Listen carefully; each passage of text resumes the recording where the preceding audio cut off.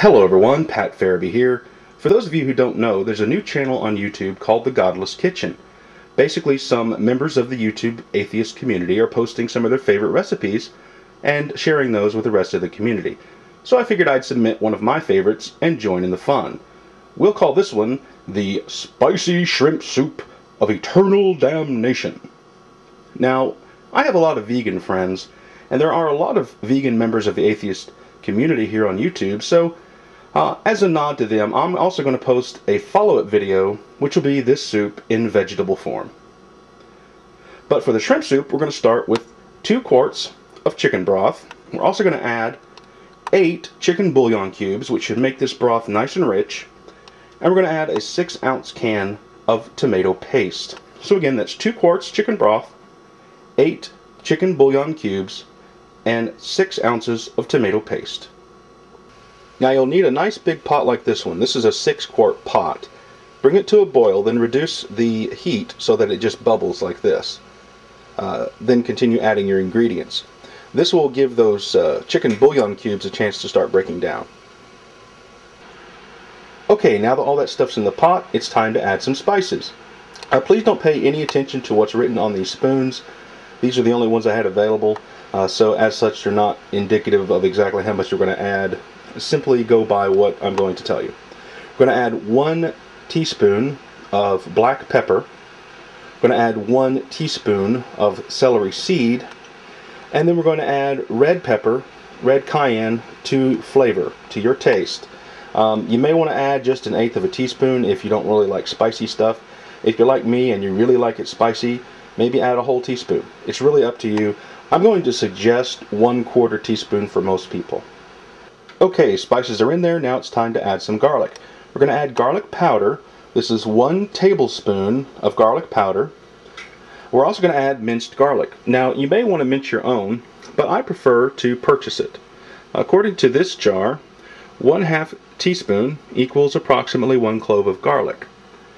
Depending on your taste, you want to add from 3 to 6 cloves of garlic into this. I'm going to add 6. So that's 1 tablespoon according to this jar. Be sure to check the jar that you purchase because they do vary. Okay, we're also going to add some sunflower kernels. These are Planters dry roasted sunflower kernels, 1/4 cup. You're also going to add a full cup of butter, which is an entire stick. I suggest you add butter and not margarine.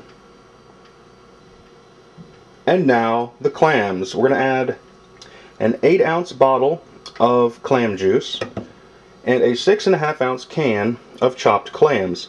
Now these are clams in clam juice. If you can't find clams in clam juice, you can use them in water. I would suggest draining it though if it's not in clam juice. So we're going to dump all this right in there. Okay, now that most of the ingredients have been added, we're going to reduce this to low. We're going to cook this for 1 hour covered, stirring occasionally. Be sure and check on it. You want this to boil a low bubbling boil like this, but not a big rolling boil. So check it periodically. Again, we're going to reduce this to low and cook it for 1 hour covered. Okay, it's been an hour, so let's take a look. Nice and bubbly.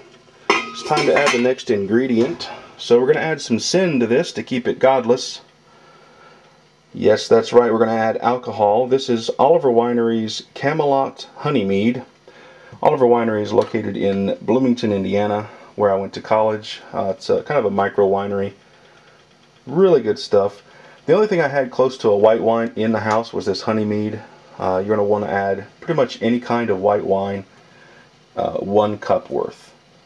So once we add the wine, we're going to cover it again, cook it for 1 more hour on low, and then we'll add the final ingredient. And now we come to the final ingredient. This is 2 pounds of refrigerator temperature cocktail shrimp, tails removed. You can add raw shrimp if you like. The problem with that is that if you add raw shrimp with the tails attached, then you have to remove the tails as you eat the soup, which can be somewhat inconvenient. Now, whether you use raw shrimp or pre-cooked shrimp, you're only going to let this be in the soup for about 3 minutes before you serve it. The reason for that is if you leave it in there longer, then the shrimp becomes rather rubbery and it loses a lot of the appeal. So literally you're going to dump the shrimp in there, let it set for a few minutes, and then ladle it into bowls, and you're ready to go. So let's see the final product. Okay, and here is the finished soup. It's nice and red. You'll notice that the shrimp are starting to close on themselves. That means that it's really time to get this out of this pan, because again, if you let it set for more than just a few minutes, it's going to start to turn rubbery on you. So when they close on themselves like that, eat it. This is a soup that's really good to make however many servings you need, and not too much more. You can put this in containers and freeze it. It does nuke up really good, but you'll have that rubbery issue on the shrimp. There's really no way around that. So let's get this in the bowl, and I'll show you what a bowl looks like. And here we have a bowl of the finished spicy shrimp soup of doom and destruction. There were about 80 shrimp total, and there's about 8 bowls in the pot, so that means there's around 10 in each bowl. Now again, you're going to want to ladle this out as quickly as possible, that way the shrimp don't get rubbery. I suggest that if there's only one of you, or maybe two, then you should reduce the recipe by half, so there'll be about 4 bowls. That way you don't end up wasting shrimp. Now you can freeze this. It will reheat, it tastes really good, but the shrimp will be a little rubbery. If you can live with that, go for it. Now occasionally you'll find a nice big hunk of clam meat, but most of the clams boil down to just little bits in the bottom. Now when you get to the dregs, what you'll end up with is broth and little bits of clam and pepper, which tastes great. So give this soup a try. And also be sure to watch the follow-up video where I will make a vegetable version of this soup. I've never tried a vegetable version of this soup before, so basically I just came up with a recipe based on this soup, and we'll give it a try. Until then, take care. Thanks for watching. Feel free to PM me and let me know what you think of it. This is Patrick Farabee. Take care and have a good day.